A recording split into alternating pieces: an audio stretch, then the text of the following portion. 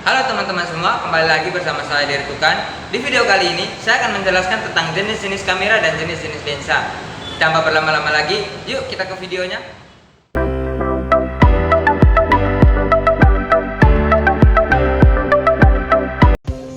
Jenis-jenis kamera dan lensa. Yang pertama ada kamera analog. Salah satu jenis kamera yang pertama adalah kamera analog atau kamera film, di mana kamera yang sebenarnya sudah berumur panjang ini kembali naik daun hingga digandrungi banyak kalangan muda. Hasil dari jepretan kamera ini sendiri mampu menampilkan foto dengan kesan VTG sehingga memiliki keunikan sendiri dan menjadi daya tarik. Untuk menggunakan kamera analog, kamu membutuhkan roll film. Kamera analog 135 dengan ukuran 35 mm full frame menjadi jenis yang paling banyak digunakan karena memiliki bodi yang kecil. Adapun jenis-jenis kamera analog meliputi rangefinder, kamera compact, hingga SLR. Jika kamu tertarik dengan kamera ini, maka harus diketahui bahwa kamera ini tidak dibekali teknologi kekinian di dalamnya. Lanjut ke salah satu jenis-jenis kamera berikutnya yang bisa dipilih adalah kamera instan atau kamera polaroid, di mana jenis kamera ini sangat cocok bagi kamu yang ingin mencetak langsung kamera hasil foto diambil sebelumnya. Hal ini yang menjadi kelebihan dari kamera polaroid karena bisa langsung mendapatkan foto ke dalam bentuk fisik. Hal ini yang membuat penggunaan jenis kamera polaroid membutuhkan film seperti kamera analog. Hanya saja, bentuk dari film kamera polaroid adalah kotak.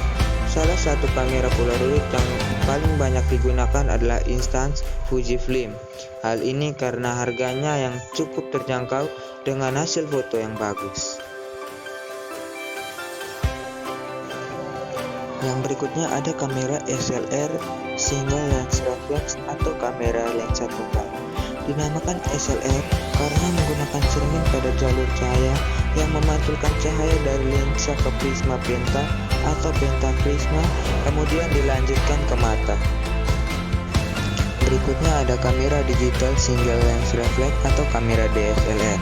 Kamera DSLR atau digital single lens reflex merupakan salah satu dari jenis-jenis kamera digital yang menggunakan teknologi cermin otomatis dan pentaprisma maupun pentamirror dalam meneruskan cahaya dari lensa ke viewfinder. Kamera DSLR menjadi pilihan tepat bagi para profesional untuk menghasilkan foto terbaik, di mana jenis kamera ini memiliki tampilan besar dan tebal sehingga kokoh saat dipegang. Apalagi lensanya yang dapat diganti atau menggunakan lensa tambahan dengan resolusi yang lebih tinggi. Kamera DSLR juga sebagai kamera yang sudah dibekali teknologi terkini dengan tampilan layar LCD untuk melihat hasil jepretan secara digital. Oleh karena itu, kamera DSLR menjadi pilihan utama untuk belajar fotografi secara serius. Lanjut ke jenis-jenis kamera berikutnya yaitu kamera mirrorless, di mana cara kerja kamera ini sesuai dengan namanya yaitu tidak memiliki cermin maupun pentaprisma. Hal ini membuat cahaya melewati lensa untuk langsung ke sensor hingga menampilkan pratinjau gambar melalui layar LCD maupun elektronik viewfinder. Kamera mirrorless sendiri memiliki bodi yang lebih kecil jika dibandingkan dengan kamera DSLR. Tidak heran, kamera ini menjadi pilihan pengguna yang menginginkan kamera dengan kualitas hampir setara DSLR, namun memiliki bentuk yang lebih kompak dan ringan. Selain itu, tombol pengaturan di kamera ini juga lebih sederhana sehingga menjadi pilihan favorit. Kemudian ada kamera 360 derajat yang memiliki fungsi untuk mengambil foto dengan banyaknya koi atau point of insert. Salah satu dari jenis kamera ini sendiri dilengkapi 36 buah lensa yang bisa menghasilkan foto dengan jumlah resolusi maksimal mencapai 108 MP, di mana modul kamera nantinya bisa menangkap rekaman untuk kemudian dimodifikasi secara digital ke dalam video secara penuh. Kamera 360 derajat sendiri sangat cocok digunakan pada aktivitas yang membutuhkan pengambilan pemandangan alam, suasana ruangan, hingga foto situasional lainnya. Berikutnya ada kamera action cam. Jenis-jenis kamera berikutnya ini diperuntukkan untuk mendukung aktivitas di luar ruangan, mulai dari digunakan untuk kondisi lingkungan ekstrim maupun dibawa menyelam ke dalam air hingga kedalaman tertentu. Hal ini karena action cam memiliki bodi yang ringan dan kecil sehingga sangat ringkas untuk dibawa kemanapun. untuk sensor yang digunakan dalam menangkap semua aktivitas objek yaitu CMOS. Selain itu, action cam. Yang berikutnya ada underwater kamera. Jenis-jenis kamera yang terakhir adalah underwater kamera dengan fungsi tahan terhadap kedalaman air hingga bermeter-meter.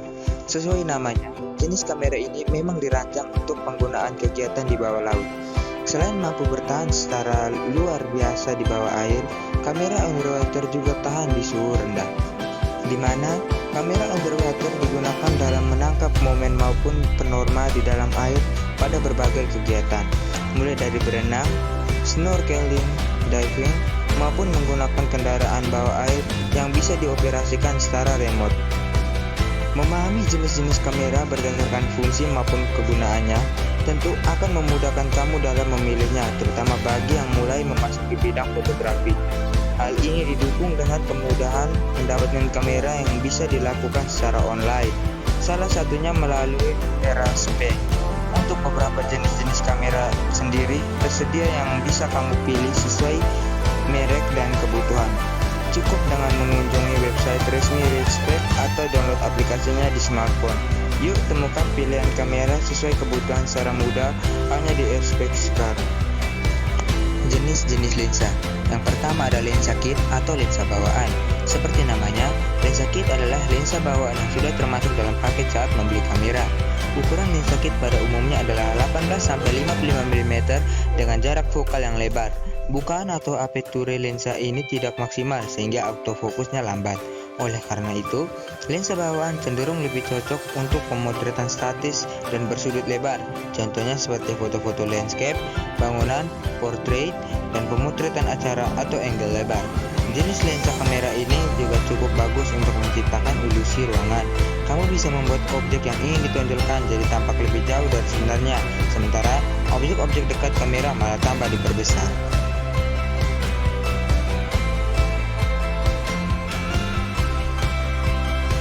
Yang kedua ada lensa fix atau lensa prime. Lensa fix atau lensa prime adalah jenis lensa kamera yang semua elemen lensa mulai dari focal lens, zoom, dan aperturenya bersifat permanen alias tidak bisa diutak-atik.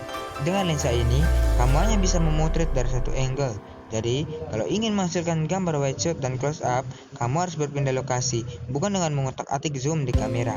Namun, meski tidak bisa diubah, lensa kamera fix menghasilkan kualitas gambar yang tajam dalam situasi apapun. Lensa prima bagus untuk semua jenis foto, khususnya fotografi landscape, portrait, foto-foto pernikahan, dan panorama. Jenis kamera lensa ini juga bagus untuk memotret pada pencahayaan yang minim atau remang-remang tanpa perlu menggunakan ISO tertinggi.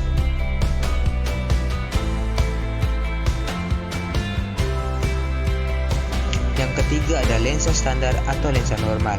Lensa standar biasanya berukuran 40-60 mm. Jenis lensa kamera ini bagus untuk memotret foto-foto landscape. Soalnya, gambar yang ditangkap oleh kamera akan sangat mirip dengan yang dilihat mata manusia.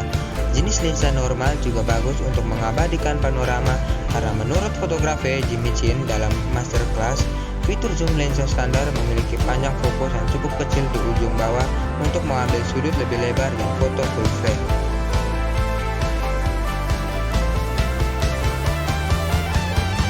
Yang keempat ada lensa sudut lebar atau wide angle lens. Wide angle lens adalah jenis lensa kamera untuk menangkap area yang luas dalam satu bidang foto. Maka itu, lensa bersudut lebar sangat cocok untuk foto-foto landscape. Dengan ukuran lensa rata-rata 17-40 mm, kamu bisa mendapatkan porsi pemandangan yang lebih banyak dan hasil gambar yang jauh lebih jelas. Semakin rendah angka focal lens, semakin banyak gambar yang bisa masuk dalam foto.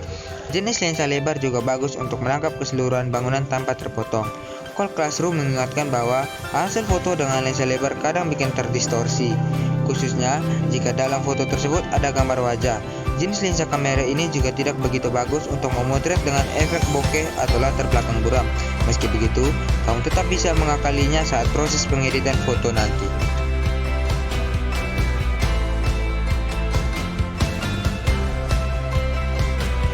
Yang kelima ada lensa tele.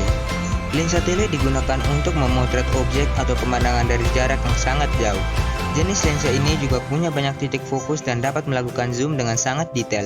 Dengan lensa tele, kamu bisa mengisolasi dan memfokuskan objek yang jauh. Oleh karena itu, lensa tele sangat bagus untuk memotret pemandangan outdoor seperti bentang alam, pertandingan olahraga, satwa-satwa liar, hingga foto-foto planet dan bintang. Akan tetapi, lensa tele biasanya berukuran besar dan berat untuk dibawa-bawa. Kamu memerlukan tripod untuk menopang kamera ini. Yang keenam ada lensa makro.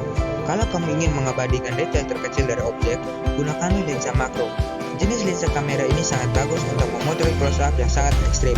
Kamu bisa zoom objek hingga 5 kali ukuran sebenarnya.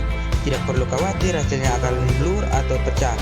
Lensa makro mampu menghasilkan gambar yang tajam, akurat, dan berkualitas tinggi pada jarak yang sangat dekat. Jenis lensa makro sangat bagus untuk fotografi alam, karena kamu akan bisa mengabadikan hampir sebagian besar detail dalam satu gambar. Lensa makro mampu menampilkan detail bulu-bulu halus pada serangga, kepingan salju atau snowflake, tetesan air pada tanaman, atau detail kilau pada cincin berlian. Yang ketujuh ada lensa fisheye atau ultra wide angle lens. Lensa fisheye adalah lensa sudut ultra lebar yang dapat menangkap gambar dengan radius 180 derajat penuh di sekitar bidang pandang. Objek-objek dalam foto terlihat tradistori, sembung seperti berada di dalam gelembung. Objek di sekitarnya tampak kecil dan melengkung, sementara fokus dari objek fotomu akan tampak jauh lebih besar dari biasanya. Lensa fisheye paling sering digunakan dalam fotografi kreatif, abstrak, dan fotografi komersial. Untuk memotret aktivitas olahraga dan pemandangan, lensa ini juga sangat berguna. Lensa fisheye juga cenderung menawarkan aperture maksimum yang lebih baik, artinya kamu bisa memotret dalam cahaya rendah dengan lebih mudah. Yang kedelapan ada lensa 12-6. Lensa 12-6 adalah jenis lensa yang bisa kamu gunakan untuk memanipulasi gambar. Lensa kamera ini umumnya bersudut lebar mulai dari 17 mm hingga 35 mm. Dengan lensa ini, kamu dapat membuat objek tampak jauh lebih kecil dari ukuran atau dimensi aslinya. Kamu juga bisa memanipulasi bidang, fokus, dan angle gambarnya, misalkan menjadi miring, naik, dan turun. Semua ini bisa kamu atur lewat posisi objek agar sesuai dengan sensor kamera. Lensa 12-6 mampu menghadirkan fokus tajam dengan saturasi dan kontras yang sangat baik.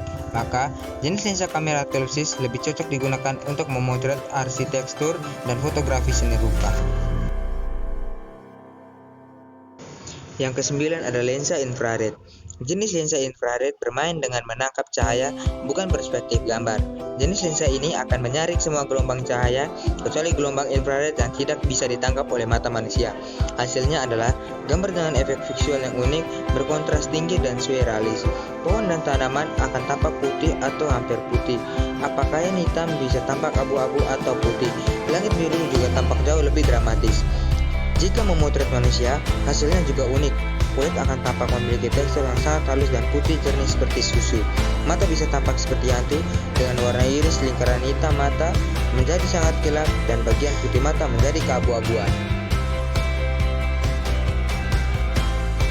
Yang terakhir ada lensa zoom. Menurut Photoguard, lensa zoom adalah salah satu jenis lensa kamera yang paling umum, serbaguna, dan kamu perlukan jika ingin membangun portofolio fotografi yang bagus, bahkan jika kamu seorang fotografer pemula. Dengan lensa zoom, kamu bisa memotret apapun, mulai dari lautan, manusia di arena konser, hingga satwa liar di hutan atau alam terbuka. Lensa zoom yang paling populer adalah lensa 70-200 mm. Jenis lensa kamera ini paling sering digunakan oleh fotografer pernikahan. Ada juga ukuran lensa yang lebih kecil daripada itu, yaitu di rentang 18-270 mm. Lensa zoom juga cocok untuk travel photographer, mengabadikan panorama secara close up dan dari jarak jauh. Sekian video dari saya. Jika teman-teman suka video dari saya, maka jangan lupa tekan tombol like dan subscribe. Kalau gitu, saya Dian Tukan undur diri. Bye.